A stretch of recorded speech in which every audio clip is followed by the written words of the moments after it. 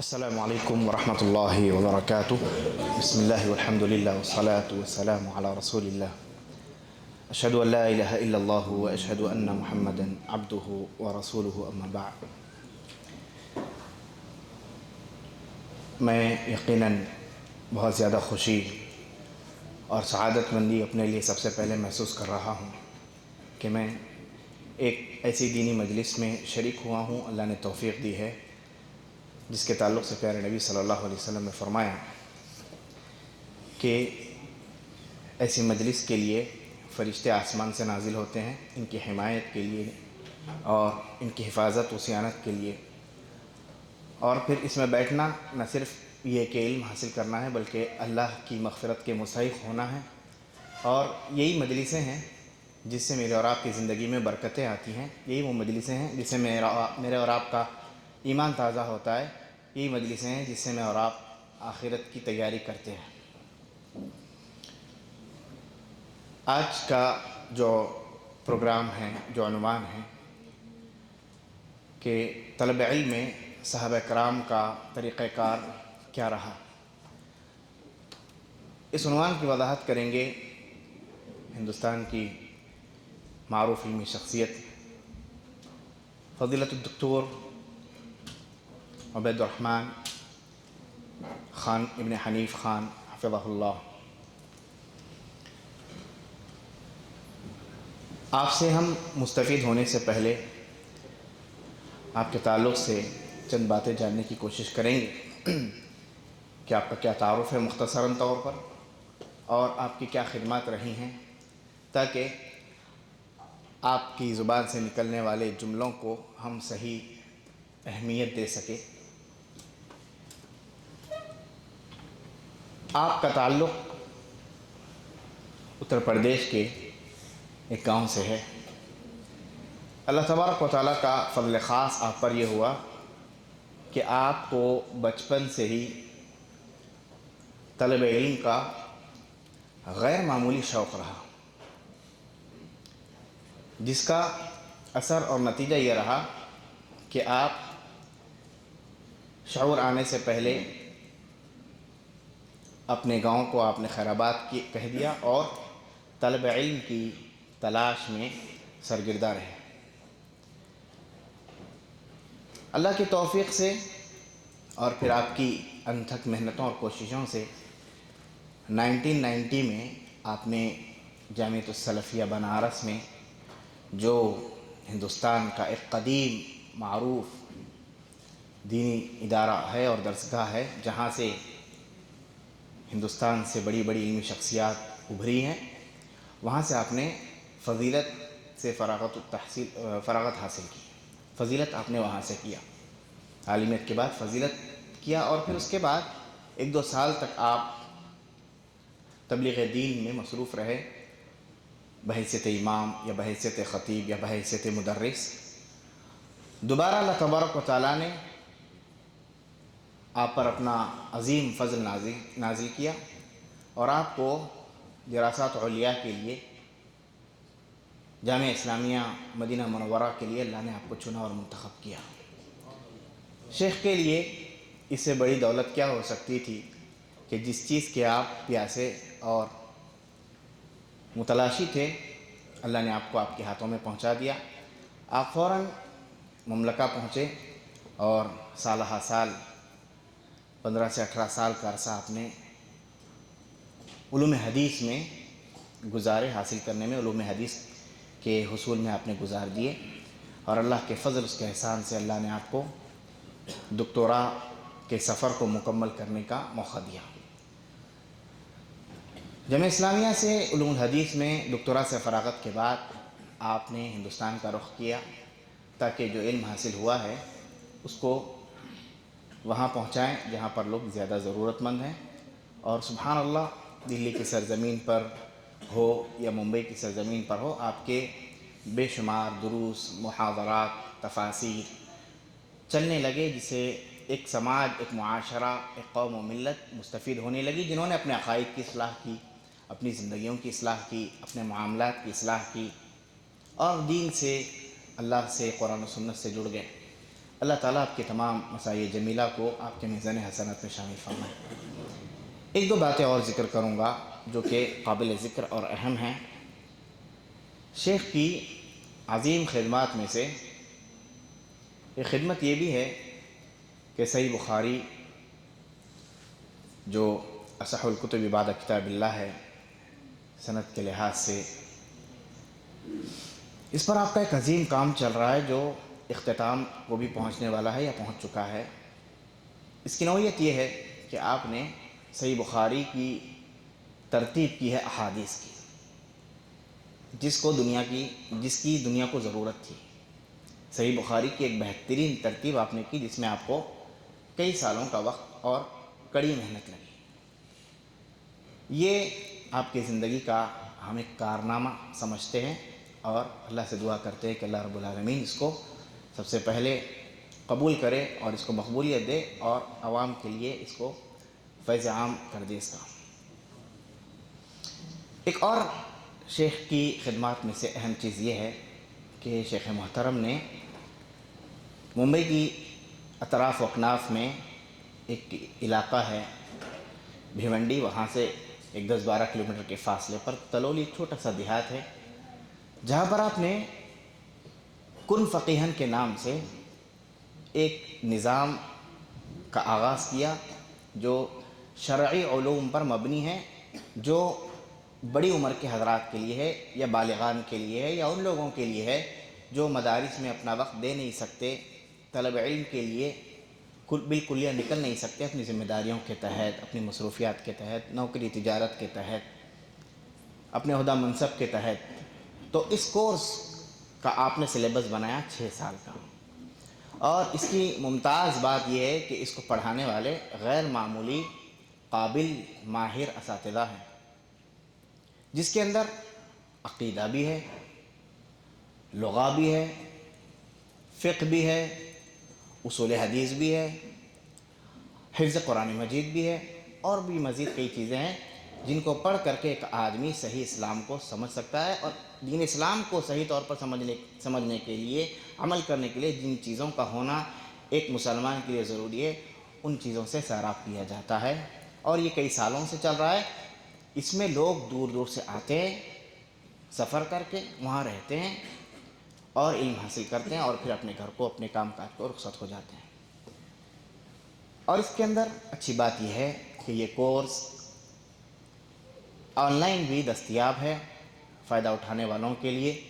تو بہت سارے لوگ جو سفر نہیں کر سکتے یا بیرون ملک رہتے ہیں یا بیمار رہتے ہیں، وہ حاضرین سے زیادہ عن بعد اس سے استفادہ کرتے ہیں اور اس کورس کو مکمل کرتے ہیں، جس کے تذکرے ہندوستان میں جگہ جگہ ہیں۔ اللہ تبارک و تعالیٰ اس کے مستفیدین کی تعداد کو اور بڑھائے اور اس کے افادے کو عام کر دیں۔ آخری بات شیخ کی خدمات میں سے وہ یہ کہ شیخ محترم کی مساعی جمیلہ میں سے اور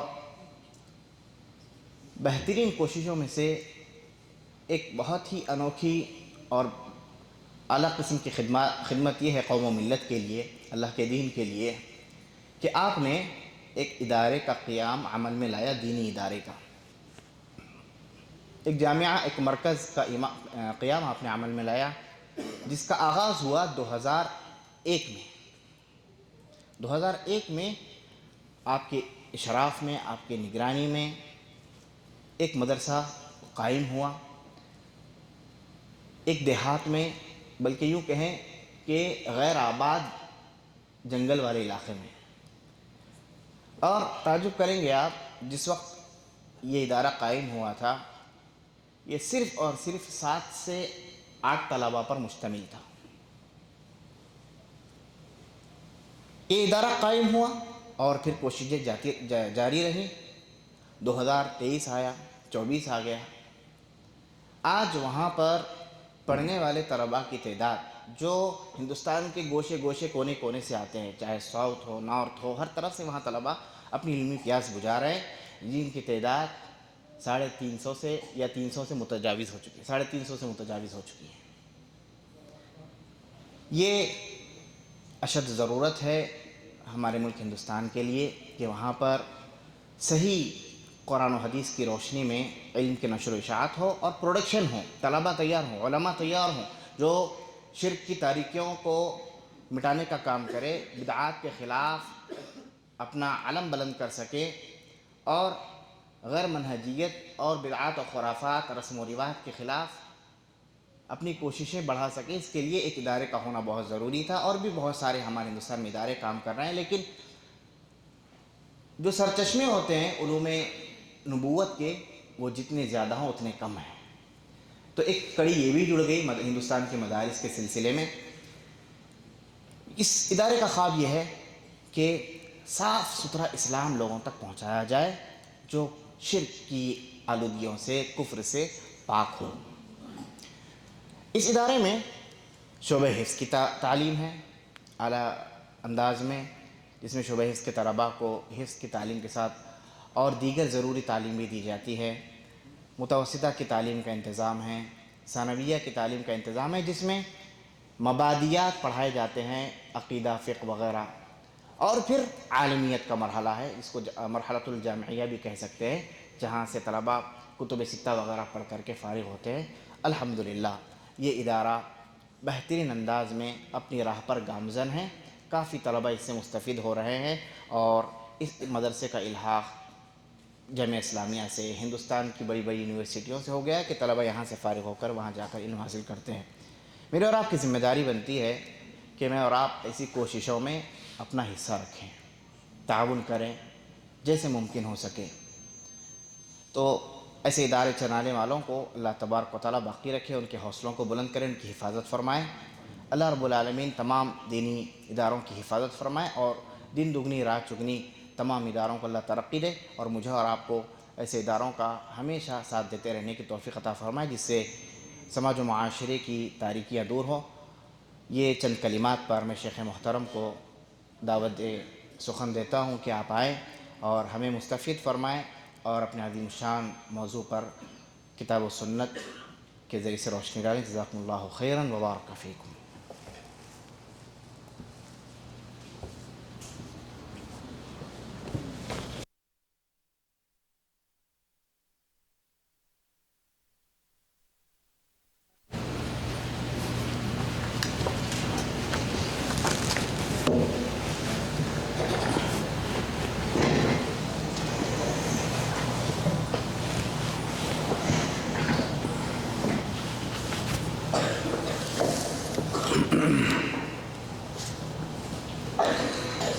السلام عليكم ورحمة الله وبركاته.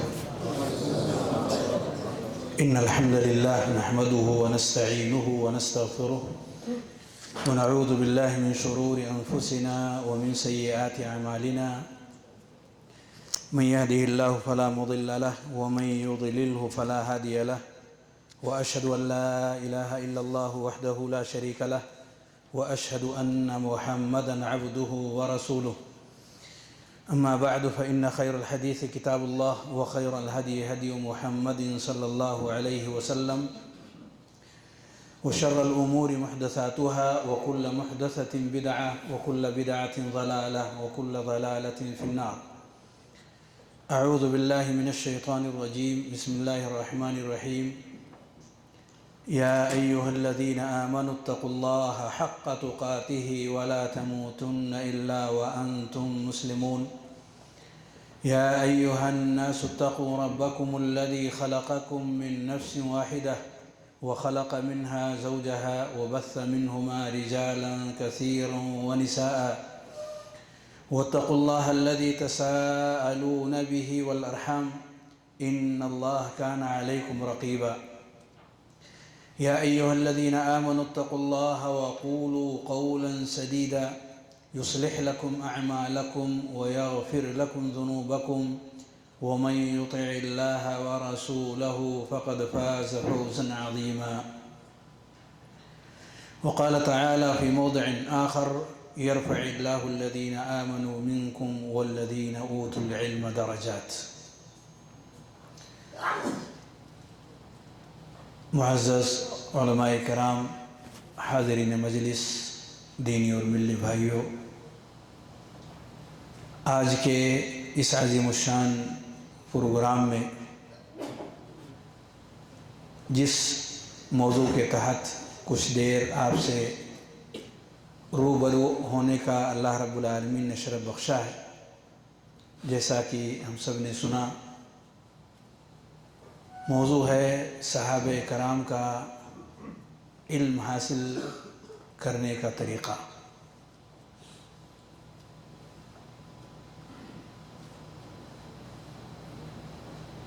علم کے حوالے سے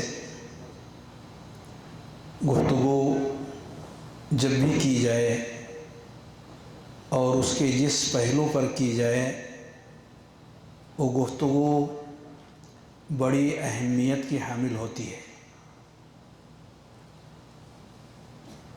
کیونکہ عمل اگر علم کے بغیر ہو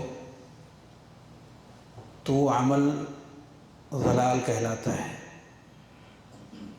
گمراہی ہوتا ہے، اس کی کوئی حیثیت، اس کا کوئی ویلو اور مرتبہ اللہ رب العالمین کے یہاں نہیں ہوتا۔ اور خاص طور سے جب کسی موضوع کا تعلق دنیا کے پاکیزہ ترین لوگوں میں ان نفوس قدسیہ کے حوالے سے ہو جنہوں نے پیارے رسول صلی اللہ علیہ وآلہ وسلم کو دیکھا، آپ کی طرز زندگی کو انہوں نے مشاہدہ کیا اور دیکھی سنی ہوئی چیزوں کو لوگوں تک پہنچانے کی کوششیں کی ہوں،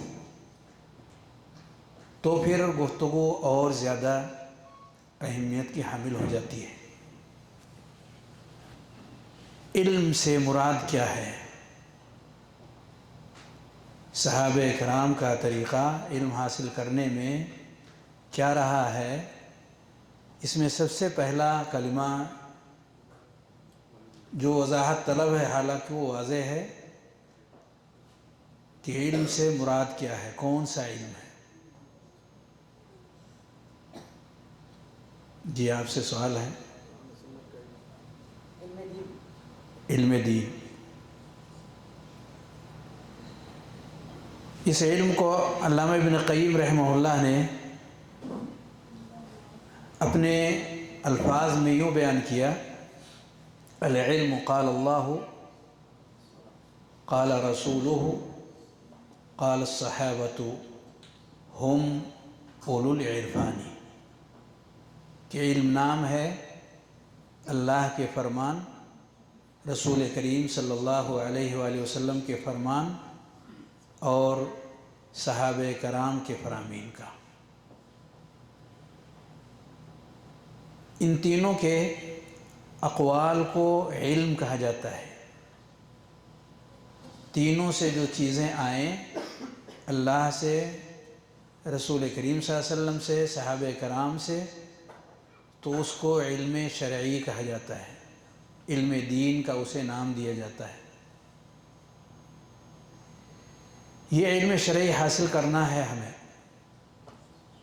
اور ہر مسلمان کو حاصل کرنا چاہیے،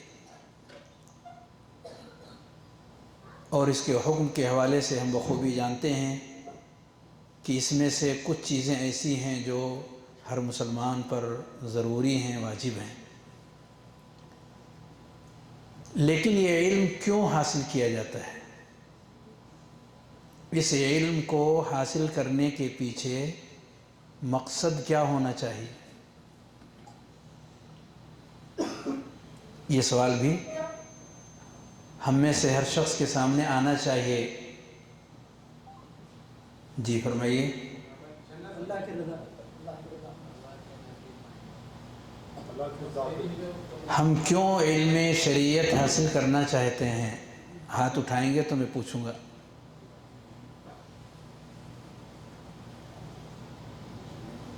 آپ نے تو بتا ہی دیا ہے، پیچھے سے جی آپ جی کھڑے ہو گئے۔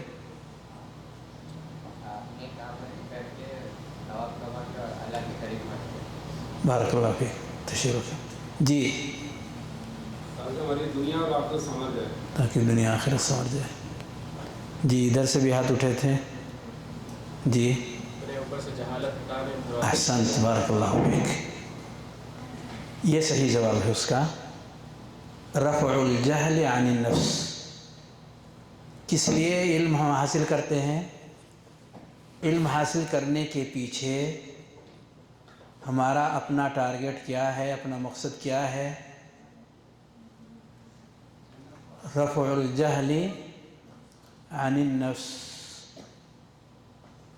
اپنے اندر موجود جہالت کو دور کرنا. اپنے اندر موجود جہالت کو دور کرنا. ذرا زبان پر جاری کر لیجئے تاکہ دوبارہ پوچھا جائے تو علم حاصل کرنے کے پیچھے ہمارا مقصد کیا ہے؟ اپنے اندر موجود جہالت کو دور کرنا اور اوروں کے اندر بھی موجود جہالت کو دور کرنے کے لیے کوششیں کرنا. تعلم اور تعلیم، خود سیکھنا اور دوسروں کو بھی سکھانا. تو سب سے پہلے انسان اپنے اندر موجود جہالت کو کیا کرتا؟ دور کرتا ہے. اور پھر اس کی کوشش رہتی ہے کہ اوروں کے اندر بھی موجود اس جہالت کو دور کرنے میں ہمارا ایک بڑا حصہ ہو، ہماری ایک بڑی کوشش ہو. چنانچہ وہ سکھاتا ہے، سیکھی ہوئی چیزوں کو سکھاتا ہے. اسی لیے نبی صلی اللہ علیہ وسلم نے کہا خیرکم من تعلم القرآن وعلمہ. تم میں سب سے اچھا انسان کون؟ جو قرآن سیکھے اور سکھائے. یہ سب سے اچھا انسان ہے، سب سے افضل انسان ہے. جہالت کو دور کرنا یہ ہمارا علم سیکھنے کے باب میں ایک اہم ٹارگٹ ہے، ایک اہم مقصد ہے. اس سے ایک سوال ہر ایک کے ذہن میں آتا ہے یا آ سکتا ہے کہ ہمارے اندر کیا جہالت ہے یا نہیں ہے؟ ہمارے اندر جہالت پائی جاتی ہے. ہمارے اندر کیا جہالت ہے یا ہمارے اندر علم ہے؟ کیا چیز ہے ہمارے اندر؟ ہمارے اندر جہالت زیادہ ہے یا علم زیادہ ہے یا دونوں زیادہ ہیں یا دونوں میں سے کچھ کم ہیں کچھ زیادہ ہیں؟ کیا چیز ہے؟ دونوں موجود ہیں. یہ سب سے اچھا آپشن تھا کہ آپ ادھر سے بھی پکڑیں یا ادھر سے بھی پکڑیں تو کہیں نہ کہیں وہ ٹھیک ہو ہی جائے. کون سا آپشن آپ کو چنتے ہوئے زیادہ اچھا لگتا؟ ہم میں سے ہر شخص کے اندر صرف جہالت ہے یا صرف علم ہے یا زیادہ جہالت ہے یا زیادہ علم ہے یا دونوں زیادہ ہے یا دونوں کم ہے؟ بہت آپشن ہو گیا. یہ ذرا ٹھیک لگتا ہے. بارک اللہ فیک. جی بالکل جہالت، بالکل جہالت، مکمل جہالت. یہ سب سے ٹھیک ہے.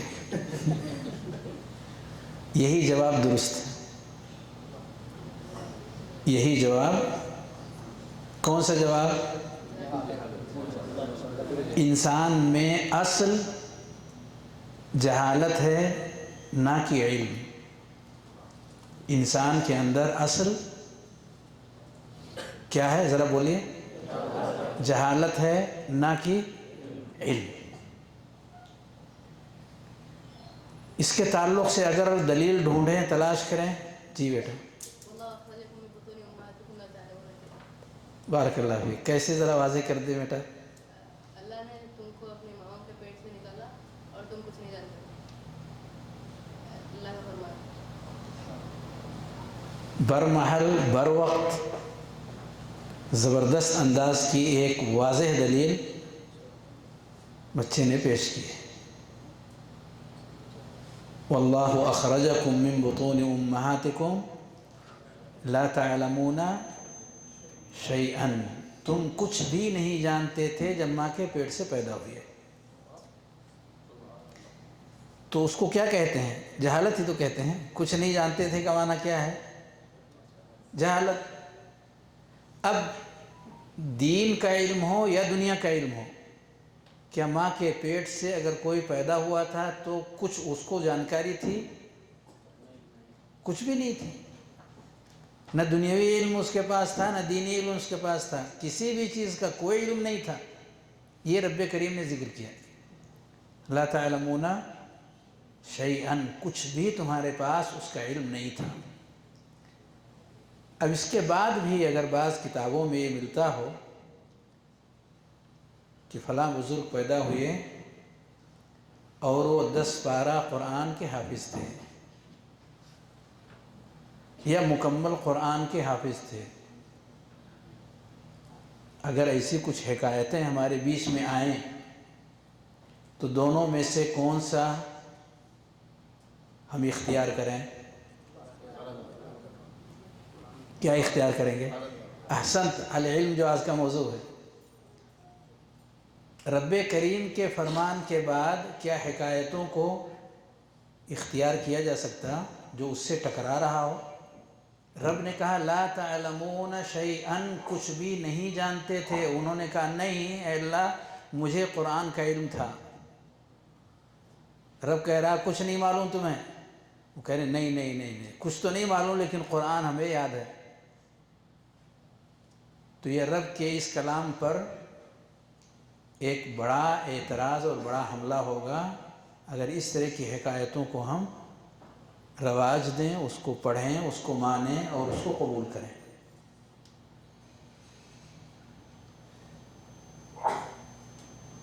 तो इस एतबार से अगर हम तलब इल्म का आगाज़ कर रहे हैं, हम सीख रहे हैं और सहाबा के मनहज और तरीक़े को इख्तियार करना चाहते हैं तो हमें वही करना चाहिए जो उन्होंने किया, यानी उन्होंने इल्म सीखा, जैसा कि कुरान मजीद ने उनकी रहनुमाई फरमाई, ताकि अपने अंदर मौजूद जहालत को दूर कर सकें और दुनिया के दरमियान, दुनिया के अंदर रहने वाले लोगों के दरमियान उस रोशनी को आम कर सकें।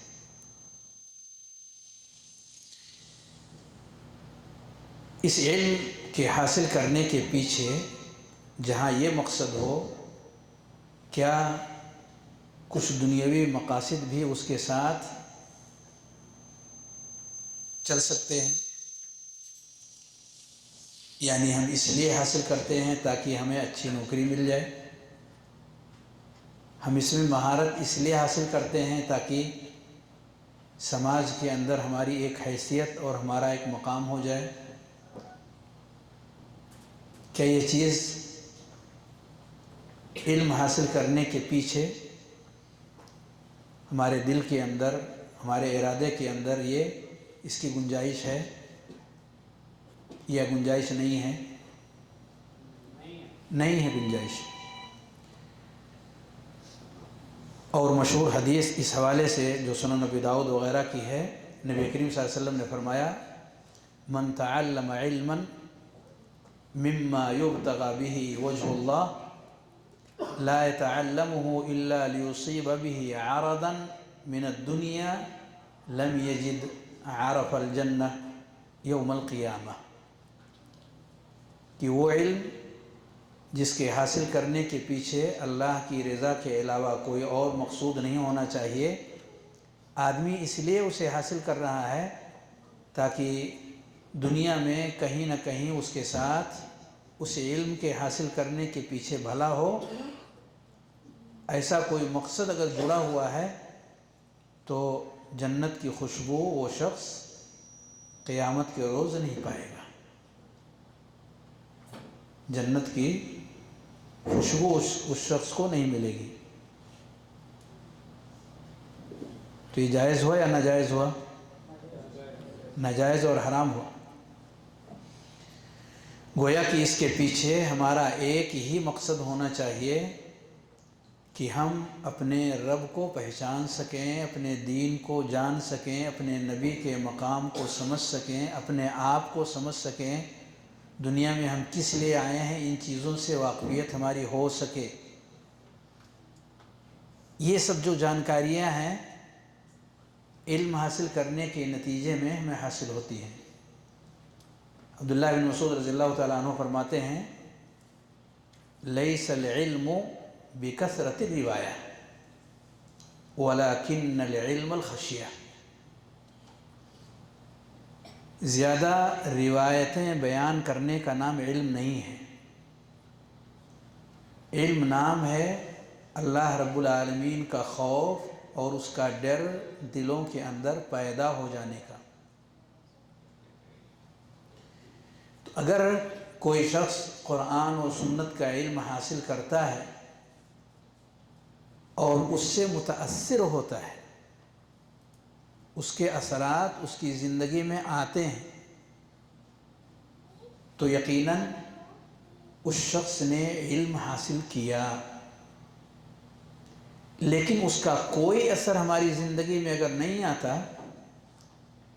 تو اس نے علم نہیں حاصل کیا، اس کے پاس علم نہیں ہے، اس شخص کے پاس نام کا علم ہے، حقیقی اور نفع بخش علم اس شخص کے پاس نہیں ہے۔ تو یہ علم صحیح معنی میں علم کب ہوگا؟ جب وہ نفع بخش ہو جائے۔ نفع بخش کیسے ہوگا؟ کوئی بھی علم نفع بخش کب کہلائے گا؟ جب وہ ہماری زندگی کو صحیح راستے پر ڈال دے۔ اگر غلطیاں ہیں تو اس سے ہم بچ کر صراط مستقیم پر اپنے آپ کو کھڑا کر سکیں۔ اسی طریقے سے صحابہ کرام کے طریقوں میں سے ایک طریقہ علم کے حاصل کرنے کے باب میں یہ رہا ہے کہ وہ ہمیشہ قرآن و احادیث کے نصوص کو ضبط کرنے اور اسے یاد کرنے میں اپنے آپ کو لگا دیتے تھے۔ ان کی کوشش کیا ہوتی کہ جو ہم سن رہے ہیں اس کو یاد کر لیں، صرف سننے کی حد تک نہ رہے بلکہ سننے کے ساتھ ساتھ ہم اسے حفظ بھی کر لیں۔ اسی لیے کہا جاتا ہے علم نام ہے دو چیزوں کا، علم نام ہے دو چیزوں کا، نمبر ایک حفظ، نمبر دو فہم۔ نمبر دو فہم، حفظ، نمبر دو فہم، یعنی جو ہم نے سیکھا، جو ہم نے یاد کیا ہے اس کو ہم سمجھیں۔ الحمدللہ رب العالمین جو ہم نے پڑھا تو اس میں کیا چیز کہی گئی ہے وہ ہمارے ذہن میں آ سکے، اس کو ہم سمجھ سکیں کہ اس میں اللہ رب العالمین کی تعریف بیان کی گئی ہے۔ تو یہ علم کے دو حصے ہیں، علم کے یہ دو حصے ہیں، پہلے حصے کا نام حفظ ہے، دوسرے حصے کا نام فہم ہے۔ یہ دونوں جمع ہو جاتی ہیں تو وہ علم نافع بنتی ہے۔ یاد کر لیں اور یاد کی ہوئی چیزوں کو سمجھنے کی کوشش کریں۔ تو اگر ہم نے یاد کر لیا تو آدھا علم ہمیں حاصل ہوا۔ ماشاءاللہ سورۃ الفاتحہ ہمیں یاد ہے، زبردست، بہت اچھی ہے۔ سورۃ الاخلاص ہمیں یاد ہے الحمدللہ، آیت الکرسی الحمدللہ یاد ہے، فلاں سورت الحمدللہ یاد ہے۔ آپ نے علم کا آدھا حصہ لے لیا، آدھا باقی ہے۔ اب کیا کرنا ہوگا؟ اسے سمجھنے کی کوشش کرنی ہوگی، تو پھر وہ چیز پوری ہو جاتی ہے۔ صحابہ کرام کا یہ طریقہ تھا کہ وہ جو کچھ نبی کریم صلی اللہ علیہ وسلم سے سنتے تھے اسے ضبط کرنے کی کوشش کرتے تھے۔ حضرت انس فرماتے ہیں رضی اللہ تعالیٰ عنہ، كنا نكون عند النبي صلی اللہ علیہ وسلم فنسمع मिन्हुल हदीस फ़इज़ा कुमना तज़ाकरनाहु फ़ीमा बैनना हत्ता नहफ़ज़हु। हम नबी करीम सल्लल्लाहु अलैहि वसल्लम के पास बैठते, आपकी बातों को सुनते, वहाँ से उठने के बाद आपस में मुज़ाकरा करते और उसे याद कर लेते। हज़रत अली रज़ियल्लाहु ताला अन्हु फरमाते हैं, तज़ावरु व तज़ाकरु हाज़ल हदीस इल्ला तफ़अलु युदरस। एक दूसरे की ज़ियारत भी करो और साथ साथ दोहराओ भी। जो चीज़ें सीखे हैं, जिन चीज़ों को सुना है, उसको क्या करें? दोहराएं। ज़ुबान बंद करके हर जगह बैठे रहें, कान को खुला रखें, वो चीज़ आधी आएगी आधी चली जाएगी। ज़ुबान को हरकत में क्या करना होगा? लाना होगा। तो ज़ुबान को हरकत में लाएंगे, कान के साथ साथ दोनों चीज़ें अगर एक्टिव होंगी तो फिर वो चीज़ ज़हन में बैठ जाती है। हज़रत अबू सईद खुदरी रज़ियल्लाहु ताला अन्हु फरमाते हैं, तज़ावरु व तज़ाकरु फ़इन्नल हदीस युज़क्किरुल हदीस। एक और जगह फरमाया, तज़ाकरु फ़इन्नल हदीस युहय्यिजुल हदीस। लोगों, बातों को सुनने के बाद आपस में उसे दोहराने की कोशिश करो, क्योंकि एक हदीस दूसरी हदीस को याद दिलाती है। कहते हैं बात आई है तो एक बात और आपसे शेयर करता हूँ। यानी जब गुफ्तगू चलती है किसी भी टॉपिक और मौजू को लेकर के, तो बातों से बातें खुलती हैं। अगर वो आयत से मुताल्लिक़ हैं तो आयतों से आयतें जुड़ती हैं। अहादीस से मुताल्लिक़ गुफ्तगू है तो एक हदीस से दूसरी हदीस का सिलसिला और रिश्ता जो मौजूद है वो सामने आता है और फिर ज़ुबान से इंसान उसको ज़िक्र करता है। तो आपस में इसका तज़किरा होना चाहिए। तो तज़किरे से वो चीज़ें जो करीब था कि भूलने वाले कैटेगरी में चली जाएं, वो याददाश्त वाले ज़हन के हिस्से में चली आती हैं। इसीलिए हमेशा कोशिश होनी चाहिए कि सीखी हुई चीज़ों का विज़िट बार बार कीजिए। सीखी हुई चीज़ों का विज़िट बार बार कीजिए। विज़िट यानी आँखों से, और उसका तज़किरा ज़ुबान पर बार बार लाइए। ये दो काम करने हैं। उसकी विज़िट भी करनी है, यानी उसको जहन में लाने की कोशिश करनी है। जो चीज़ें हमने कल सीखी, जो हमने परसों सीखी, जो हमने इससे पहले सीखी, जो हमने कुरान की आयतें याद की, ये नहीं कि हो गया ख़त्म हो गया, नहीं, उसको बार बार लाने की ज़रूरत है। अब्दुल्लाह इब्न अब्बास इसलिए फरमाते हैं, इदा समिअतुम मिन्नी हदीसन फतज़ाकरूहु बैनकुम फ़इन्नहु अजदरु व अहरा अल्ला तंसौह। जब तज़किरा होगा तो फिर वो चीज़ भूलेंगे नहीं आप। इसीलिए गम और दुख की बातें आपको हमेशा याद रहती हैं। कोई मुसीबत जब किसी के ऊपर आती है या किसी ने किसी को सताया हुआ है, सालहा साल बीत जाता है, वो भूलता नहीं है। जानते हैं क्यों नहीं भूलता? क्योंकि बार बार विज़िट करता जहन से और ज़ुबान पे तज़किरा करता, भाई आया हुआ है, मुनासबत खुल गई है तो आप ज़रा सुन लीजिए, बैठिए अब 2 मिनट। तो पूरी स्टोरी वो उसके सामने रख देता, वो भूलने का मौका ही नहीं देगा उसको। कोई और दूसरे शख्स आए हैं 1 महीने के बाद, 10 दिन के बाद, 15 दिन के बाद, फिर वो कहानी उनके सामने आएगी। यहाँ तक कि बाप अपने बेटे की बुराइयों को भी बयान करने में पीछे नहीं हटता। तो सारी बुराइयाँ ये हमेशा निगाहों के सामने, मत्थे पर हमेशा जली हुरूफ में मौजूद रहती। इंसान कभी नहीं भूलता उनको, और कहता भी है कि मैं कभी नहीं भूलूँगा। ऐसा महसूस होता है कि वाकई इल्म नाफ़े उसको हासिल हो गया है कि वो नहीं चाहता है कि ऐसी चीज़ें वो कभी बुलाए। तो क्यों नहीं बोलता? दो चीज़ों की वजह से। क्यों नहीं बोलता? दो चीज़ों की वजह से। क्या है वो दो चीज़ें? नंबर एक विजिट की वजह से, यानी जहन से उस तरफ जाता है, उसको सोचता है, विजिट। नंबर दो तज़किरा, ज़ुबान से तज़किरा बार बार करता। कहते हैं बहुत दुख है तो दुख बांटने के लिए आप हमसे शेयर कर सकते हैं। वो दुख बढ़ाने वाला काम कर रहा है, घटाने वाला नहीं। क्योंकि दुख ताज़ा हो जाता है। ज़ख़म ताज़ा हो तो ज़्यादा दर्द करेगा, या ज़ख़म आहिस्ता आहिस्ता कम हो जाए और उसके ऊपर पर्दे पड़ जाएं तो उसका दर्द ज़्यादा होगा। किस वक्त ज़्यादा होता? ताज़ा हो। तो हम उसको बार बार ताज़ा करते रहते हैं और हमें उसका एहसास नहीं होता कि हम तज़किरा करके कहते हैं कि आप बहुत दुखी हैं, आप ज़रा सुना दीजिए हमको।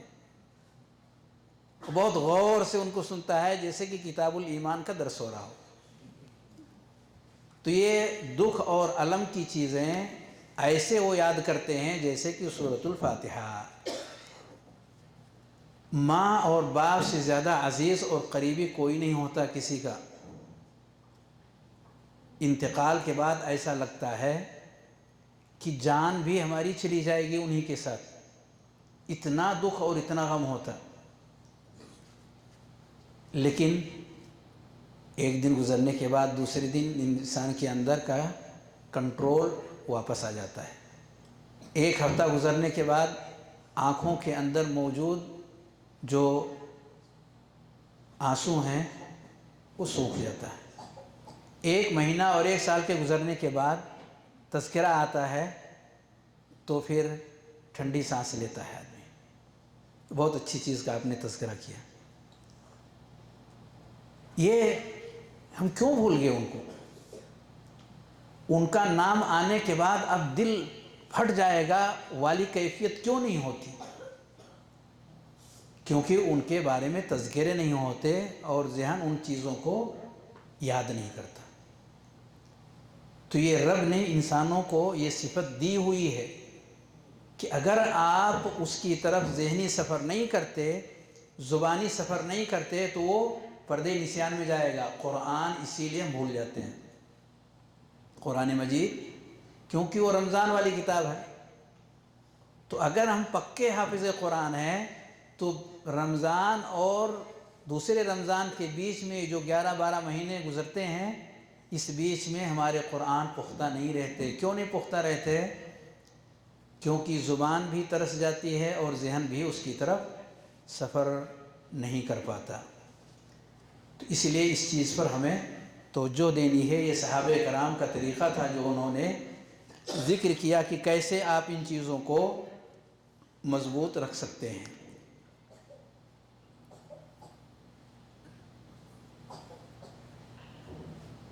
इसी तरीके से सहाबे कराम का तरीक़ा इल्म हासिल करने के बाद में एक ये भी रहा है कि वो उनकी कोशिश होती थी कि पूरे तौर पर क़ल्बो क़ालब से, ज़ाहिरी और मानवी दोनों एतबार से, मादी और मानवी दोनों हैसियतों से उसके हासिल करने पर डट जाएं, लग जाएं। अत्तफ़र्रुग़ु ताम, मुकम्मल। और दूसरी चीज़ों को बीच में लाकर डिस्टर्ब करने का ज़रिया न बने, किसी और चीज़ को बीच में न आने दें। ज़रा देखिए हज़रत अबू हुरैरा रज़ियल्लाहु ताला अन्हु की गुफ्तगू की रोशनी में फरमाते हैं, इन्ना इख़वानना मिनल मुहाजिरीन कान यशग़लुहुमुस सफ़क़ु बिल अस्वाक़ व इन्ना इख़वानना मिनल अंसार कान यशग़लुहुमुल अमलु फ़ी अमवालिहिम व इन्ना अबा हुरैरता कान यल्ज़मु रसूलल्लाहि सल्लल्लाहु अलैहि वसल्लम बिशब्इ बत्निही व यहज़ुरु मा ला यहज़ुरून व यहफ़ज़ु मा ला यहफ़ज़ून। हज़रत अबू हुरैरा रज़ियल्लाहु ताला अन्हु ज़िक्र फरमाते हैं कि हमारे जो मुहाजिर भाई हैं वो بازار میں خرید و فروخت کا کام کرتے۔ ہمارے جو انصاری بھائی ہیں وہ جو کھیت اور اس طرح کے دیگر جو کام ہیں اس کے اندر وہ مشغول ہو جاتے ہیں۔ اور ابو ہریرہ یعنی اپنے بارے میں کہہ رہے ہیں کہ وہ رسول کریم صلی اللہ علیہ وسلم کے ساتھ لگے رہتے تھے، بشبع بطنہ، کھانا پینا سونا جاگنا اٹھنا بیٹھنا سب کچھ پورے طور پر انہوں نے اپنے آپ کو مسجد نبوی کے اندر وقف کر دیا تھا۔ اور ان کے ساتھ ساتھ اور بھی بہت سارے صحابہ کرام تھے جو اس جگہ پر موجود ہوتے تھے۔ اسی لیے فرماتے ہیں وَيَحْضُرُ مَا لَا يَحْضُرُونَ، چنانچہ انہیں نبی کریم صلی اللہ علیہ وسلم کے ساتھ حاضری کی ایسی ایسی سعادتیں حاصل ہو جاتی جو اوروں کو نہیں ہو پاتی، کیونکہ ان کے پاس اور کوئی کام ہی نہیں تھا سوائے اس کے کہ نبی صلی اللہ علیہ وسلم کی چیزوں کو دیکھیں اور سننے کی کوشش کریں۔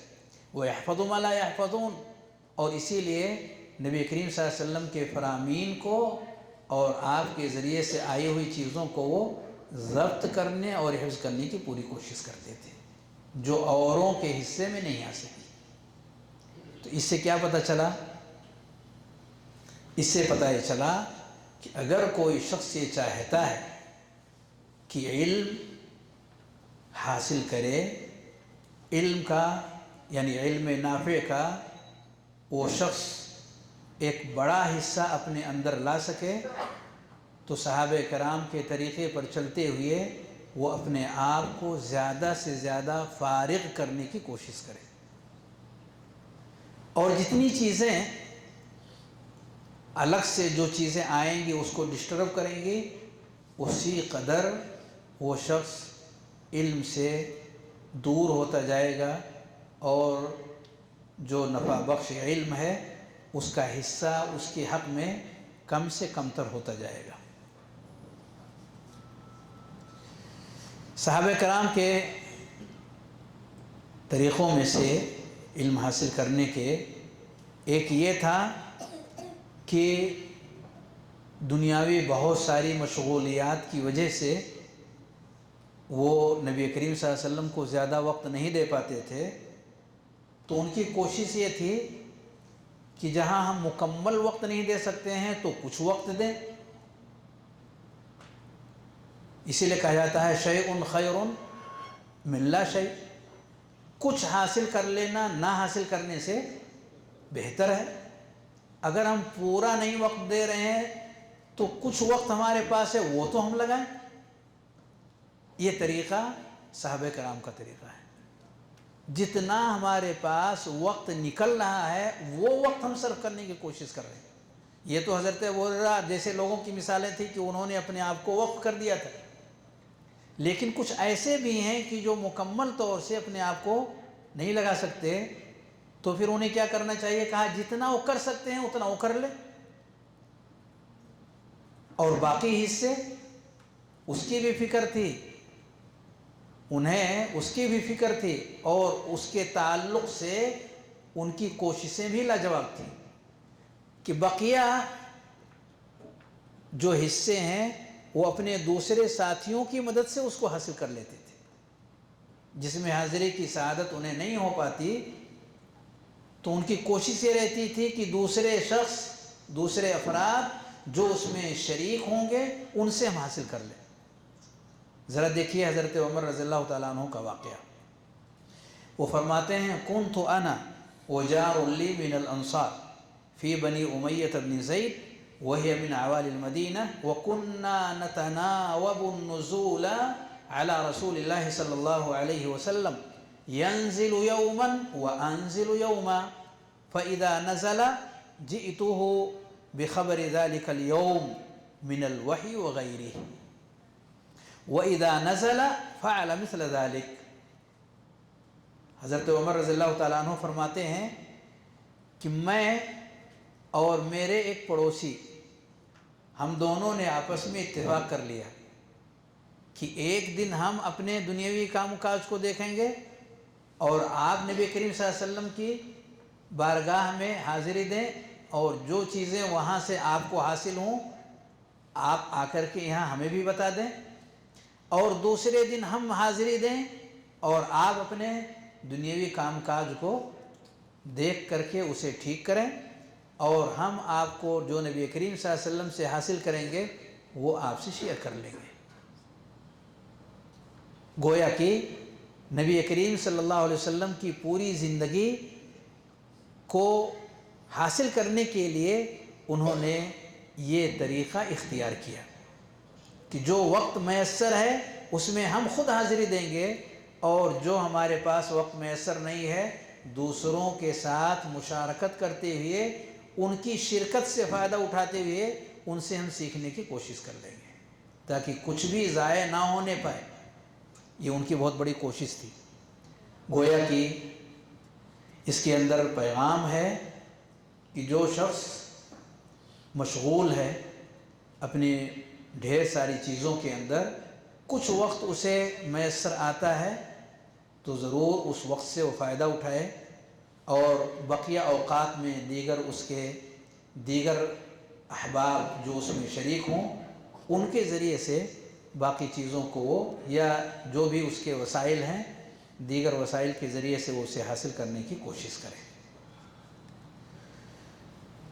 ان کے طریقوں میں سے علم حاصل کرنے کے باب میں ایک نہایت ہی عظیم الشان طریقہ یہ تھا کہ سنی ہوئی باتوں کو نوٹ کرنے کی بھی کوشش کرتے تھے۔ دیکھیے ماشاءاللہ لکھ رہے ہیں، یہ طریقہ کس کا ہے؟ صحابہ کرام کا طریقہ رہا ہے۔ اور حضرت عمر بن خطاب اور ان کے علاوہ بھی کئی لوگوں نے یہ بات کہی، قید العلم بالکتاب، سنی ہوئی باتوں کو لکھ لو اور اسے باندھ لو،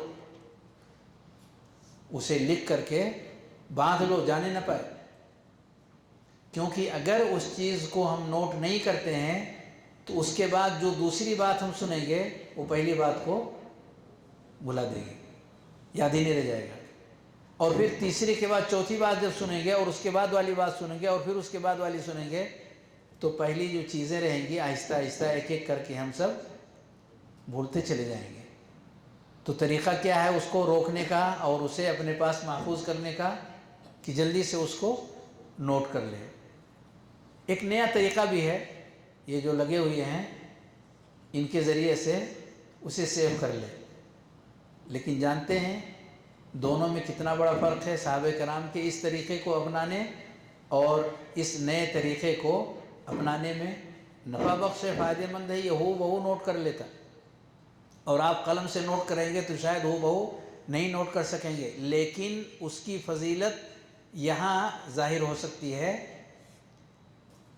کہ یہ تو عالم بن جاتا ہے پر ہم عالم نہیں بن پاتے۔ نہیں سمجھ میں آیا؟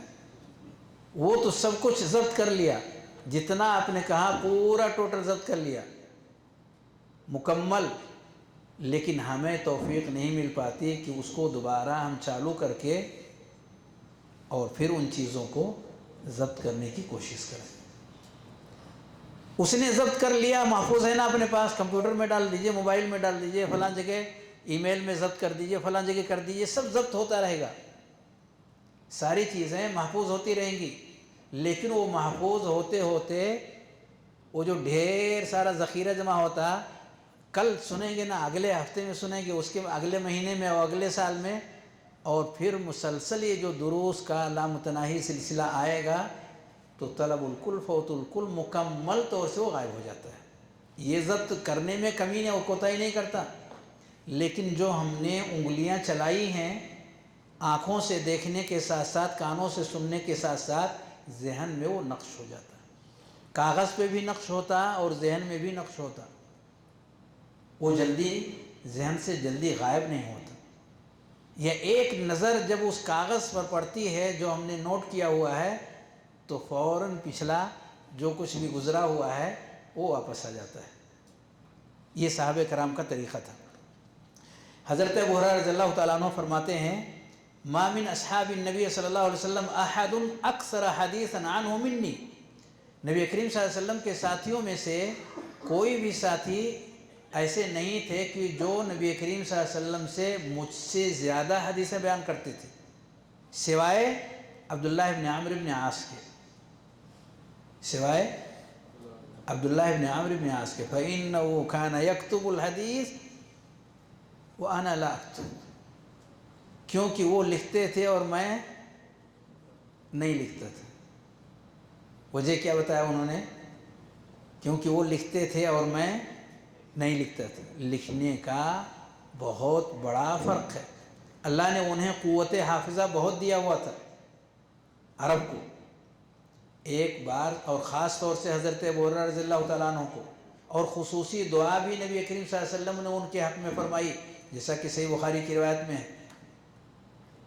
تو اس لیے وہ جو چیزیں سنتے تھے، سننے کے ساتھ ساتھ وہ چیز ان کے ذہن و دماغ پر نقش ہو جاتی تھی۔ پھر بھی وہ کہتے ہیں کہ وہ جو لکھتے تھے اس کا اثر ہے کہ ان کی روایتیں زیادہ ہیں، ان کی روایتیں زیادہ ہیں، اور اس زیادہ ہونے کی وجہ ان کا لکھنا ہے۔ لیکن تاریخ نے یہ دیکھا کہ اس کے باوجود بھی حضرت ابو ہریرہ رضی اللہ تعالیٰ عنہ کی روایتیں ہر ایک سے زیادہ تھیں، کیونکہ خصوصی کرم رب کریم کا تھا اور نبی کریم صلی اللہ علیہ وسلم کی دعاؤں کا اثر بھی تھا۔ محدثین اور بعد کے ائمہ نے اس سسٹم کو مضبوطی کے ساتھ تھام لیا علم حاصل کرنے کے راستے میں۔ ایک محدث فرماتے ہیں، ایھا الطالب علما ائت حماد بن زید فاکتسب علما وحلما ثم قیدہ بقیدی۔ کیا کہتے ہیں؟ اے طالب علم، اگر آپ علم سیکھنا چاہتے ہیں تو آپ حماد بن زید کے درس میں شریک ہو جائیں اور سنیں، ان کے درس کو سنیں،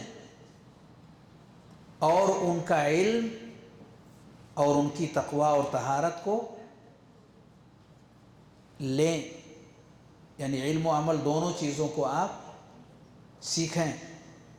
ثم قیدہ بقیدی، اور پھر اسے نوٹ بھی کر لیں، صرف سننے پر اس کا انحصار نہ رکھیں، لکھ لیں، اس کو ضبط کر لیں۔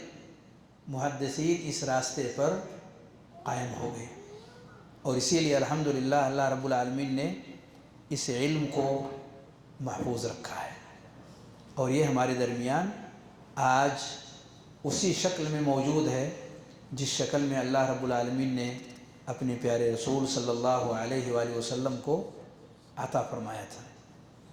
تو ہمیں کیا کرنا ہوگا علم حاصل کرنے کے لیے؟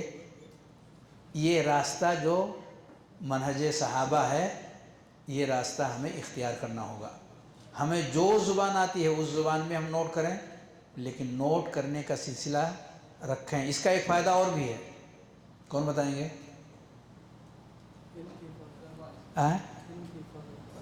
نہیں، وہ تو حفاظت والی بات آ گئی، اور ایک فائدہ ہے، نہیں اور فائدہ، جی محفوظ ہو گیا۔ جی کیا کہہ رہے ہیں؟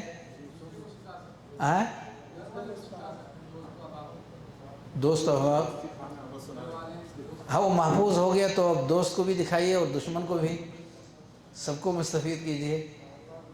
ایک اور فائدہ، اہم فائدہ جو یہاں پہ ضروری ہے، اس فائدہ کا ہونا، یہاں کے لوگوں کو وہ فائدہ ملنا چاہیے۔ بارک اللہ فیک، لیجیے۔ اس کا بڑا فائدہ ایک یہ ہے کہ انسان غفلت کی دنیا میں نہیں جاتا۔ جب لکھنا چالو رکھتا ہے تو ذہن و دماغ سے پورے طور پر وہ حاضر مجلس رہتا ہے، ورنہ آنکھیں تھک جاتی ہیں، کان تھک جاتا، اور پھر اسے نیند آنے لگتی ہے، سستی آنے لگتی ہے۔ تھکاوٹ جب ہو جائے گی تو کیا ہوگا؟ لیکن جب قلم چلتا ہے تو بوجھ کئی حصوں میں بٹ جاتا ہے۔ اور پھر انسان نشیط رہتا، چست رہتا۔ اسی طریقے سے ان کی کوشش علم حاصل کرنے کے باب میں یہ بھی رہتی کہ اگر یہ معلومات اور جانکاری جو کتاب و سنت کے تعلق سے ہے، اگر یہ معلومات کسی ایسے شخص کے پاس ہے جو ہمارے بیچ میں نہیں ہے بلکہ ہم سے دور ہے، تو اس تک بھی پہنچنے کی وہ کوشش کرتے تھے تاکہ وہ علم ہمیں حاصل ہو جائے۔ عبداللہ بن مسعود رضی اللہ تعالیٰ عنہ فرماتے ہیں واللہ الذی لا الہ غیرہ ما انزلت سورة من کتاب اللہ الا وانا اعلم این نزلت ولا انزلت آیة من کتاب اللہ الا انا اعلم فی من نزلت ولا اعلم احدا اعلم منی بکتاب اللہ تبلغه الابل لرکبت الیہ۔ قرآن مجید کی آیات کے بارے میں مجھے بخوبی علم ہے، ہر طرح کا علم اللہ رب العالمین نے قرآن مجید کی آیات کے حوالے سے ہمیں دیا ہوا ہے۔ اگر ہمیں یہ معلوم ہو جائے کہ مجھ سے زیادہ ان آیات کے بارے میں علم فلاں شخص کو ہے یا ایسا علم جو مجھے نہیں ہے انہیں ہے ان آیات کے حوالے سے، اور وہاں تک میں پہنچ سکتا ہوں سواری کو استعمال کر کے، لرکبت الیہ، تو میں وہاں پہنچ جاؤں۔ کون کہتے ہیں؟ کون کہتے ہیں؟ ذرا زور سے بولیے۔ عبداللہ ابن مسعود رضی اللہ تعالیٰ عنہ صحابہ ہیں، ان کے اندر کا، اور یہ صرف تمنا ہی نہیں تھا۔ حضرت جابر رضی اللہ تعالیٰ عنہ فرماتے ہیں کہ ایک شخص سے ہمیں ایک حدیث کا علم ہوا، ایک شخص کے بارے میں ایک حدیث کی جانکاری مجھے ہوئی کہ انہوں نے نبی کریم صلی اللہ علیہ وآلہ وسلم سے سنا ہے فاشتریت بعیرا، تو میں نے ایک اونٹ خریدا، ایک حدیث، ثم شددت علیہ رحلی فسرت الیہ شہرا، ایک مہینے تک میں مسلسل سفر کرتا رہا یہاں تک کہ میں ان کے پاس ملک شام پہنچا۔ تو جن سے ملاقات ہوئی وہ کون تھے، کیا نام تھا ان کا؟ جانتے ہیں آپ؟ مشہور واقعہ ہے، کئی بار سن چکے ہیں۔ کیا نام تھا؟ عبداللہ بن انیس رضی اللہ تعالیٰ عنہ۔ تو میں نے بواب سے کہا، جو وہاں خادم تھے ان سے میں نے کہا قل لہ جابر علی الباب، دروازے پر جابر موجود ہیں۔ فقال ابن عبداللہ، یہ جابر بن عبداللہ ہیں آپ؟ قلت نعم، کہہ رہے ہیں کہ ہاں میں جابر بن عبداللہ ہوں۔ فخرج یطأ ثوبہ، وہ بھاگتے ہوئے باہر نکلے، نام سنتے ہی عبداللہ بن انیس رضی اللہ تعالیٰ عنہ، فاعتنقنی واعتنقتہ، اور گلے لگ گئے، معانقہ کرنا۔ فقلت حدیثا بلغنی عنک انک سمعتہ من رسول اللہ صلی اللہ علیہ وسلم فی القصاص، ایک حدیث آپ نے رسول کریم صلی اللہ علیہ وسلم سے قصاص کے بارے میں سنی ہے۔ فخشیت ان تموت او اموت، مجھے خطرہ ہوا کہ کہیں آپ کی وفات ہو جائے، یہ میری وفات ہو جائے، قبل ان اسمع، اس کو سننے سے پہلے۔ نبی کے منہ سے نکلا ہوا کلمہ ہے، طبیعت چاہتی ہے کہ ایک بار میں اس کو سن لوں، شوق، لگن۔ قرآن موجود ہے، پڑھنے کی توفیق ہمیں نہیں ہو رہی ہے، قاری صاحب پڑھ رہے ہیں، کیوں لمبی سورت پڑھ دی ہے آپ نے، ہمارے کان کو تکلیف ہوئی۔ جبکہ نبی کریم صلی اللہ علیہ وسلم فجر کی نماز میں کتنا پڑھتے تھے؟ کتنا؟ تھوڑا اور بڑھا دیجئے۔ حسنت، ما بین الستین الی المئہ، 60 سے 100 آیت کے بیچ میں، 60 سے 100 آیت کے بیچ میں نبی کریم صلی اللہ علیہ وسلم فجر کی نماز۔ ذرا صفحہ کھول کے دیکھیں کتنے صفحات بنیں گے، ایک صفحے میں تقریباً 20 آیتیں۔ اگر 60 اقل سے آپ لیں تو 3 صفحات بنتے ہیں، صرف 60 اگر لیں جہاں سے شروع ہوا ہے، اور 100 لیں گے تو 5 صفحات۔ سورہ نوح کی تلاوت کی امام صاحب نے، کتنے صفحات میں ہے؟ 1.5 سے پونے 2 صفحے میں، 1.5 سے، فجر کی نماز میں 1.5 سے پونے 2 صفحہ، اور نبی کریم صلی اللہ علیہ وسلم کے بارے میں 60 سے 100 یعنی 6 سے 3 سے 5 صفحات نبی کریم صلی اللہ علیہ وسلم، اور پھر بھی ہمیں تکلیف ہو رہی ہے کہ آپ نماز لمبی کر دیا۔ کان میں آواز پڑ رہی ہے، وہ کہتے ہیں کہ مجھے خطرہ اس بات کا، اندیشہ اس بات کا کہ کہیں میں یا آپ مر جائیں اور اس حدیث کو جو آپ نے سنی ہوئی ہے میں نہ سن سکوں، سننے سے پہلے دنیا سے چلا جاؤں۔ فقال سمعت رسول اللہ صلی اللہ علیہ وسلم، اور اس کے بعد پھر انہوں نے وہ حدیث سنائی۔ 1 مہینے کی مسافت پہ سفر کر کے تشریف لے گئے تھے صرف اس حدیث کو سننے کے لیے، اور واپس آئے۔ کتنا خرچہ ہوا؟ بہت ہوا نا؟ اب تک کتنی حدیثیں آپ نے سنی؟ اور کتنا ان کے سننے کے پیچھے آپ کا کتنا خرچہ ہوا؟ یعنی اگر ہم صحابہ کرام کے طریقے کو سامنے رکھیں، کتنے ہمارے حوصلے جمع ہوں گے، کتنی قوت آئے گی کہ جو کچھ بھی ہم کر رہے ہیں یہ ہمارے لیے نفع بخش ہے۔ اسی لیے حافظ ابن حجر اس حدیث کے بعد کہتے ہیں ما کان علیہ الصحابۃ من الحرص علی تحصیل السنن النبویہ۔ اس حدیث سے معلوم ہوا کہ وہ بہت حریص تھے صحابہ کرام نبی صلی اللہ علیہ وسلم کی حدیثوں کو سننے میں۔ اور یہی نہیں، کئی طرح کی مشقتیں اور پریشانیاں اس راستے میں جو آتی، اسے برداشت کرنے میں وہ لذتیں محسوس کرتے تھے جو مشقتیں آتی تھیں۔ اکرمہ فرماتے ہیں عبداللہ ابن عباس رضی اللہ تعالیٰ عنہما کا واقعہ نقل کرتے ہوئے کہ نبی کریم صلی اللہ علیہ وسلم کی وفات ہوئی اور میں نوجوان تھا۔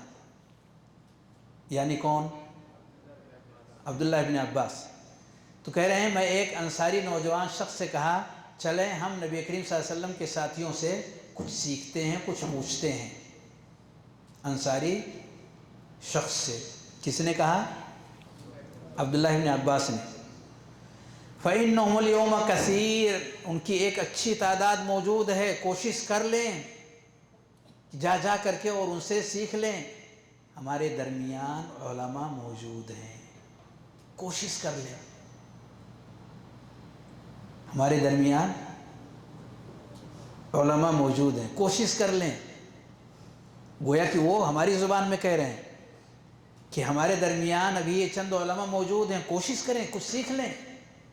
وہ انہوں نے انصاری نوجوان سے کہا فَإِنَّهُمُ الْيَوْمَ كَثِيرٌ فَقَالَ يَا عَجَبًا لَكَ يَا ابْنَ عَبَّاسِ، تعجب کی بات ہے ابن عباس، أَتُرَى النَّاسَ يَحْتَاجُونَ إِلَيْكَ وَفِي النَّاسِ مِنْ أَصْحَابِ رسول اللہ صلی اللہ علیہ وسلم مَنْ فِيهِمْ، صحابہ کی اتنی بڑی بڑی شخصیات موجود ہیں، ان کے ہوتے ہوئے آپ کے علم کی کوئی ضرورت امت کو ہو سکتی؟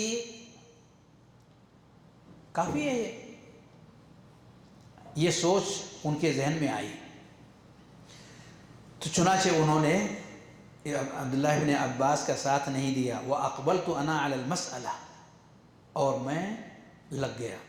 وَتَتَبُّعِ أَصْحَابِ رسول اللہ صلی اللہ علیہ وسلم، اور میں کیا کرتا تھا، نبی کریم صلی اللہ علیہ وسلم کے ایک ایک ساتھی کا پتہ لگا کر کے ان تک پہنچنے کی کوشش کرتا۔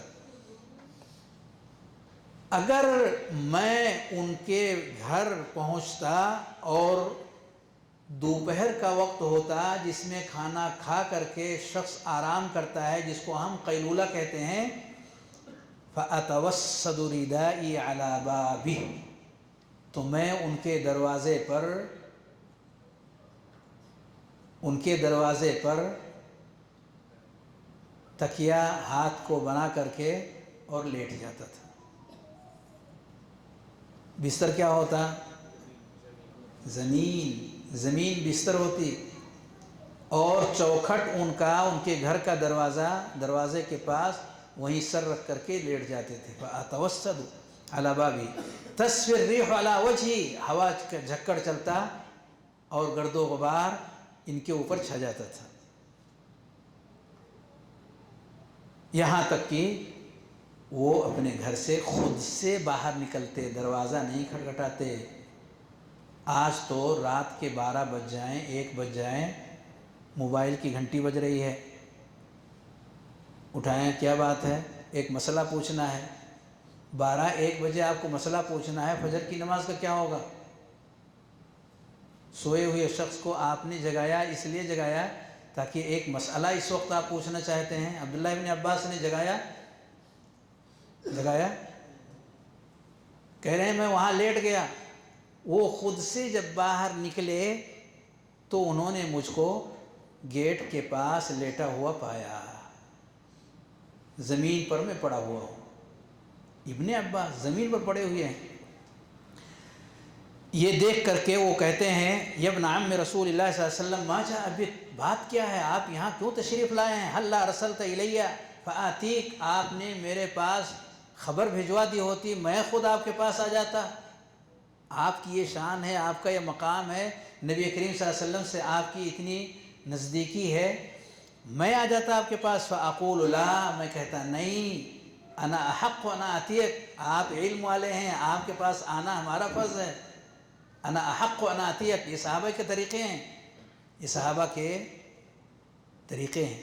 علم کی عزت، علم کا وقار ذہن و دماغ میں ایسا بسا ہوا ہے۔ بلغنی حدیث عنک انک تحدث عن رسول اللہ صلی اللہ علیہ وسلم فاحببت ان اسمعه منک، آپ کے پاس نبی کریم صلی اللہ علیہ وسلم کی کچھ احادیث ہیں، وہ میں سننا چاہ رہا تھا۔ فکان الرجل بعد ذلك یرانی، اس طور پر انہوں نے نبی کریم صلی اللہ علیہ وسلم کی احادیث مبارکہ کو حاصل کیا۔ کس نے؟ عبداللہ ابن عباس رضی اللہ عنہما نے۔ جب نبی کریم صلی اللہ علیہ وسلم کے صحابہ دنیا سے ایک ایک کر کے چلے گئے، عبداللہ ابن عباس بچے اور لوگ جوق در جوق ابن عباس کے پاس مسئلے مسائل کو، دین کو سیکھنے کے لیے ان کے پاس آنے لگے، تو وہ انصاری نوجوان ابن عباس کو اس پوزیشن میں دیکھنے کے بعد کہتے تھے ھذا الفتى کان اعقل منی، یہ مجھ سے زیادہ عقل والے تھے، کہ انہوں نے سیکھ کر اپنے آپ کو اس قابل بنایا کہ لوگوں کو آج زیادہ سے زیادہ علم بانٹ سکیں، ان کے درمیان علم کو پھیلا سکیں۔ اسی لیے کہا جاتا ہے لا یستطاع العلم براحة الجسد، لا یستطاع العلم براحة الجسد، علم جسم کو آرام پہنچا کر کے حاصل نہیں کیا جا سکتا۔ آپ دیکھ لیجئے ان کے واقعے کو، اور ان جیسے اور بھی بہت سارے واقعات ہیں، ان کو سامنے رکھیے اور اس کلام پر نظر ڈالیے جو یحییٰ ابن ابی کثیر رحمہ اللہ نے فرمائی لا یستطاع العلم براحة الجسد۔ کسی اور نے کہا العلم لا يعطيك بعده حتى تعطيه كلك، علم کا کچھ حصہ آپ کو نہیں ملے گا جب تک کہ آپ پورا اپنا اس کو نہ دے دیں۔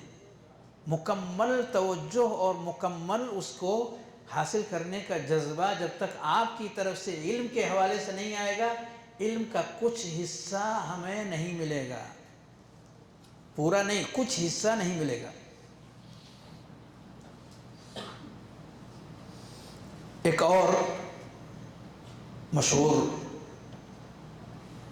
سلف میں سے بڑے عالم دین ہیں، وہ کہتے ہیں لا ينال هذا العلم الا من عطل دکانه وخرب بستانه وهجر اخوانه ومات اقرب اهله الیہ فلم یشهد جنازته۔ علم حاصل کرنا ہے تو اس کے لیے ڈھیر ساری قربانیاں دینے کا اگر جذبہ موجود ہے تو یقیناً وہ علم اس سینے کے اندر جگہ بنا لے گا۔ ان چیزوں میں سے ایک بات انہوں نے کہی کہ اگر قریب سے قریب شخص بھی اس کا گزر جائے، انتقال کر جائے، تو وہ شخص ان کے جنازے میں جانے کے بجائے وہ علمی اپنے مشاغل کو اس سے زیادہ اہمیت اور فوقیت دینے پہ لگا ہوا ہے۔ کہنا یہ چاہتے ہیں کہ جب تک مکمل توجہ اور ہر طرح کی قربانیاں دینے کا جذبہ اور شوق ذہن و دماغ پر نہیں آتا، انسان ان ساری چیزوں کو نہیں حاصل کر پاتا۔ ابن جریج کہتے ہیں कान अलमस्जिद फ़िराश अता 20 सना। अता इब्न अबी रबाह एक मशहूर ताबई हैं, 115 हिजरी में जिनकी वफ़ात हुई है। 20 साल तक मस्जिद को उन्होंने अपना बिछौना बना लिया था, मस्जिद में पड़े रहते थे। कितने साल तक? 20 साल तक मस्जिद को उन्होंने अपना बिस्तर बना लिया था, क्योंकि वहाँ अहले इल्म आते और उनके दुरूस होते, उससे इस्तिफ़ादा करने की गरज से वो उसी में पड़े रहते थे। इमाम इब्न जौज़ी फरमाते हैं, ताफ़ इमाम अहमद बिन हम्बल अद्दुनिया मर्रतैन हत्ता जमा मुस्नद। इमाम अहमद बिन हम्बल ने पूरी दुनिया का 2 बार चक्कर लगाया। उस ज़माने में जहाँ जहाँ इल्म हासिल करने के लिए जा सकते थे, इमाम अहमद बिन हम्बल कितनी बार गए? 2 बार चल चल करके, यहाँ तक कि उनकी वो किताब तैयार हुई जिसको क्या नाम है? मुस्नद अल इमाम अहमद इब्न हम्बल कहा जाता है। एक बहुत अहम पॉइंट है सहाबा के मनहज में से कि वो ज़ाकल्लाह खैर, उनका एक तरीक़ेकार ये भी था सहाबा किराम का, ख़ुद भी कोशिश करते थे हासिल करने की और किफ़ालत करने की भी कोशिशें होती कि जैसे हम वक्त नहीं दे पा रहे हैं, मशगूलियत आ गई, तो उनकी एक कोशिश ये होती कि अगर कोई शख्स उनमें से हासिल करने के लिए पूरे तौर पर वक्फ हो रहा है तो उसकी कफ़ालत और ज़िम्मेदारी हमारे ऊपर, किफ़ालत की ज़िम्मेदारी। ज़रा देखिए अजीब व गरीब किस्म का वाक़या जो हज़रत अनस इब्न मालिक रज़ियल्लाहु ताला अन्हु ने नक़ल किया है, हसन दर्जे की रिवायत है। फरमाते हैं, कान अख़वान अला अहद नबी सल्लल्लाहु अलैहि वसल्लम, 2 भाई थे नबी करीम सल्लल्लाहु अलैहि वसल्लम के ज़माने में। फ़कान अहदुहुमा याति नबी सल्लल्लाहु अलैहि वसल्लम वल आखर यहतरिफ। दोनों में से एक भाई नबी सल्लल्लाहु अलैहि वसल्लम की खिदमत में पहुँचते, आपकी मजलिस में आते सीखने के इरादे से, याद करने की गरज से, और दूसरे भाई काम करते ताकि घर की रोज़ी रोटी और दीगर मसाइल को उस रास्ते से हल किया जा सके। फ़शकल मुहतरिफ अख़ाहु इलन नबी सल्लल्लाहु अलैहि वसल्लम, काम करने वाले भाई ने नबी करीम सल्लल्लाहु अलैहि वसल्लम के पास दूसरे भाई की शिकायत किया कि वो वक्त काम करने में नहीं देते, पूरा वक्त वो इल्म हासिल करने में लगा रहे हैं, यानी आपके पास पहुँच के सुबह से शाम पूरा वो लगा दे रहे हैं, पूरी हाजिर उधर हो जा रही है, इधर वो कुछ हाजिर देते ही नहीं हैं। फ़क़ाल, तो नबी करीम सल्लल्लाहु अलैहि वसल्लम ने जवाब में कहा, लअल्लका तुरज़क़ु बिही। क्या कहा? लअल्लका तुरज़क़ु बिही, शायद कि अल्लाह रब्बुल आलमीन आपको रोज़ी उसकी वजह से दे रहा है, यानी आपकी रोज़ी में जो बरकत आ रही है, जो रोज़ी आप हासिल करने के लिए मेहनत और मशक्क़त कर रहे हैं, उसमें बहुत सारे असबाब होते हैं रोज़ी में कामयाबी के। उन बड़े असबाब में से आपका ये भाई है जो इल्म हासिल करने के लिए अपने औक़ात को उसके ऊपर सर्फ कर रहा है और आप अपने माल को उसके ऊपर ख़र्च कर रहे हैं। गोया कि ये एक अज़ीम शान रास्ता है हर उस शख्स के लिए कि अगर भाई हैं या करीबी रिश्तेदार हैं या करीबी न सही दूर के हैं, तो नबी करीम सल्लल्लाहु अलैहि वसल्लम के इस तरीक़े को अपनाते हुए जैसा कि आपने उन्हें समझाया, यकीनन उसमें एक बहुत बड़ा खैर है। हॉस्टल का निज़ाम भी सहाबा कराम के ज़माने में था या नहीं था इल्म हासिल करने के लिए? हॉस्टल का निज़ाम कि भाई हम चाहते हैं कि आप हमें यहाँ ठहरने की इजाज़त दें और हम मुसलसल जब तक अल्लाह रब्बुल आलमीन हमें तौफ़ीक़ देगा हम यहाँ रह करके हासिल करेंगे और फिर चले जाएंगे। इसी को तो हॉस्टल कहते हैं। یہ نظام تھا نبی صلی اللہ علیہ وسلم کے زمانے میں صحابہ کے بیچ تھا موجود؟ جیسے اصحاب صفہ، بارک اللہ فیک، جزاکم اللہ خیر۔ ایک واقعہ میں نقل کرتا ہوں صحیح بخاری کا۔ مالک بن حویرث رضی اللہ تعالیٰ عنہ فرماتے ہیں، صحیح بخاری صحیح مسلم دونوں میں ہے، قال اتینا النبی صلی اللہ علیہ وسلم ونحن شبابۃ متقاربون فاقمنا عنده 20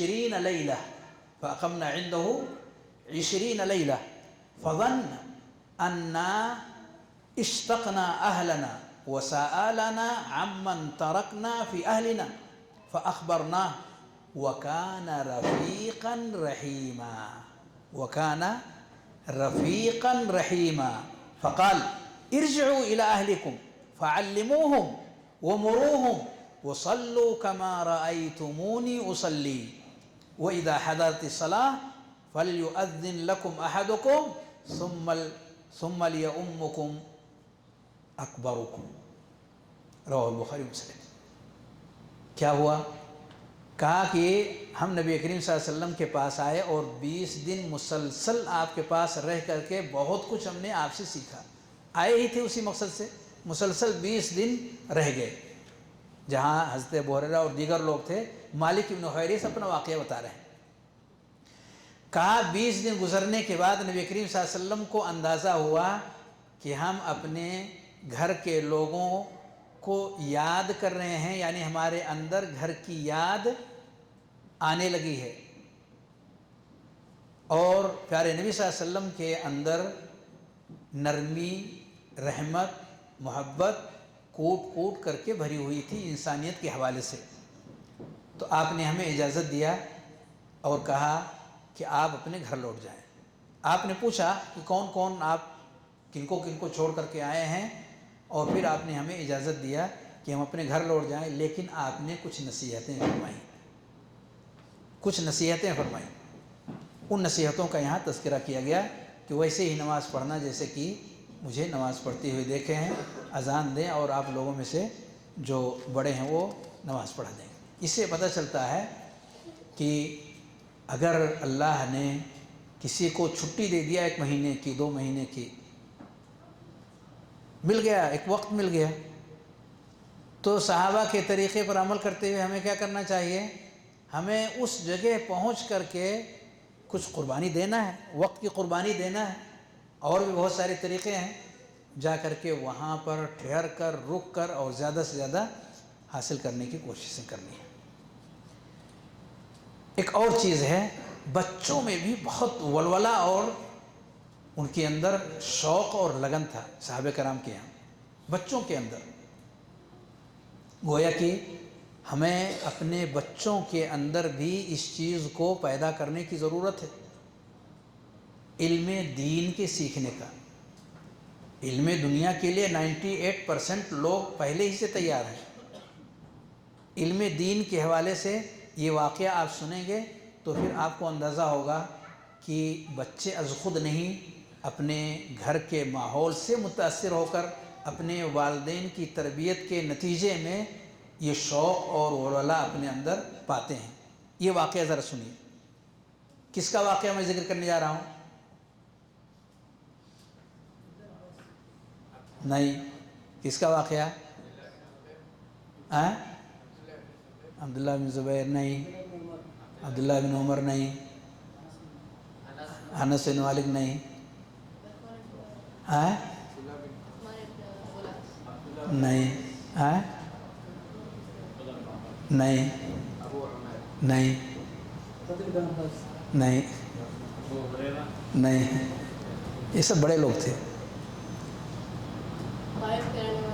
میں ابھی جیسے قریب کرنے کی کوشش کروں گا، آپ جھٹ سے بول دیں گے۔ 6 سال 7 سال کی عمر کے تھے، قریب کر دیا ایک دم، 6 سال 7 سال کی عمر تھی، کلیئر کر دیا ایک دم۔ تھوڑا سا گڑبڑ ہو گیا، کچھ صحیح ہے کچھ غلط ہے، ایسے نہیں چلے گا، سب اندھیرے میں تیر جا رہی ہے، کوئی نہیں لگ رہا ہے۔ उनका नाम है आमिर इब्न सलमा। उनका नाम क्या है? आमिर इब्न सलमा। आमिर इब्न सलमा रज़ियल्लाहु ताला अन्हु। वाक़या बहुत मशहूर है। वो कहते हैं कुन्ना बिमाइन ममर्रन नास व कान यमुर्रु बिनर रुकबान फनसअलुहुम मालिन्नास मा हादर रजुल फयक़ूलून यज़्उमु अन्नल्लाह अरसलहु औहा इलैहि औ औहा अल्लाहु बिकज़ा फ़कुन्तु अहफ़ज़ु ज़ालिकल कलाम व कअन्नमा युग़रा फ़ी सदरी। ये आमिर इब्न सलमा रज़ियल्लाहु ताला अन्हु अपना एक वाक़या बयान करते हैं कि जहाँ हमारी बस्ती थी वहाँ से लोगों का काफ़िलों का गुज़र होता था। तो जब कोई काफ़िला मक्का मुकर्रमा से आता हुआ वहाँ से गुज़रता तो वहाँ मैं खड़े होकर के लोगों से पूछता था वहाँ क्या हो रहा है, वहाँ क्या चीज़ें बताई जा रही हैं। ये शख्स जिनके हवाले से पूरी बातें हैं तो कहते थे यज़्उमु अन्नल्लाह अरसलहु, उनका कहना है कि अल्लाह ने उन्हें रसूल बना करके भेजा है, अल्लाह ने उनके पास वही किया है और फ़ला फ़ला चीज़ें उनके ऊपर वही हुई हैं। औहल्लाहु बिकज़ा, तो जब वो ये बातें वो लोग ज़िक्र करते फ़कुन्तु अहफ़ज़ु ज़ालिकल कलाम, तो उनकी ये बातें मैं कैश कर लेता और उसको याद कर लेता। उनकी ये बातें सुन करके, ये 5-6 साल का बच्चा वो कह रहे हैं कि उनकी ये बातें मैं सुनता और सुन करके उसको क्या करता, याद कर लेता। कहते हैं याद करने की कैफियत आप देखिए, वो कअन्नमा युग़रा फ़ी सदरी, ज़बरदस्त चीज़, वो कअन्नमा युग़रा फ़ी सदरी। युग़रा क्या चीज़ है? युग़रा गरा से है, चिपकने वाला, जैसे लसाका है। वो कअन्नमा युग़रा फ़ी सदरी, गोया कि मेरे सीने में ये सब चिपक रही हैं। जो भी बातें मैं सुन रहा हूँ कहाँ चिपक रही हैं? मेरे सीने के अंदर सब पूरी एक एक करके सब पूरी चिपकती जा रही हैं।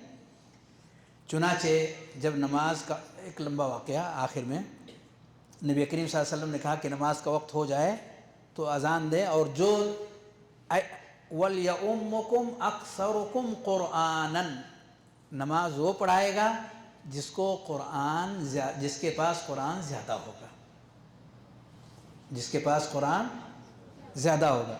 कहते हैं फ़नज़रू फ़लम यकुन अहदुन अक्सर कुरानम मिन्नी, तो बस्ती के सारे लोगों में जब निगाह उठा करके देखी गई कि किसको सबसे ज़्यादा कुरान याद है, तो मेरा नाम आया कि मुझे सबसे ज़्यादा कुरान याद है। चुनाचे लिमा कुन्तु अतलक्का मिनर रुकबान, वो ख़ुद कहते हैं लिमा कुन्तु अतलक्का मिनर रुकबान, गुज़रने वाले लोगों से पूछ करके जो मैं याद कर लेता था, उसके नतीजे में मेरे पास याद की हुई चीज़ें सबसे ज़्यादा थीं। फ़क़द्दमूनी बैना अयदीहिम व अना इब्नु सित्तिन औ सब'i सिनीन, चुनाचे लोगों ने मुझे इमाम बना करके आगे बढ़ाया और उस वक्त मेरी उम्र कितनी थी? 6 साल या 7 साल। क्या पता चला? घर के माहौल को बेहतर बनाइए ताकि आमिर इब्न सलमा जैसे अफराद हमारे घरों के अंदर से भी उठें। कुरान पढ़ने का शौक़, उसे याद करने का शौक़ इस उम्र में अगर आ जाए तो वो कअन्नमा युग़रा फ़ी सदरी की कैफियत इन बच्चों के दिलो दिमाग में भी बैठ जाए। भाई और भी कुछ चीज़ें हैं जो साहबे कराम के हवाले से मौजूद हैं, लेकिन कई बार पर्चियाँ आ चुकी हैं। और एक चीज़ ख़ास तौर से इस पर ध्यान दें, सवाल के ज़रिए से वो लोग सीखते थे।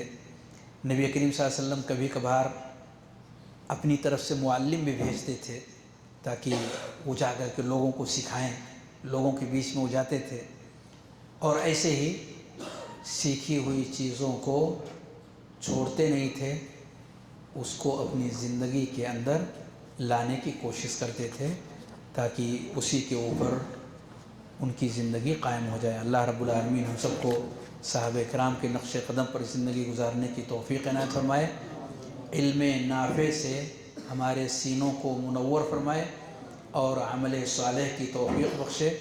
अच्छे और भले काम की अल्लाह रब्बुल आलमीन हमें और हमारे تمام لوگوں کو، حاضرین کو اللہ رب العالمین زیادہ سے زیادہ کرنے کی توفیق عنایت فرمائے، ہمارے گناہوں کو معاف فرمائے، غلطیوں کو درگزر فرمائے، اور ہمیں صحابہ کے طریقے پر قائم اور دائم رکھے۔ صلی اللہ وسلم علی نبینا محمد وعلی آلہ وصحبہ اجمعین۔ السلام علیکم ورحمۃ اللہ وبرکاتہ۔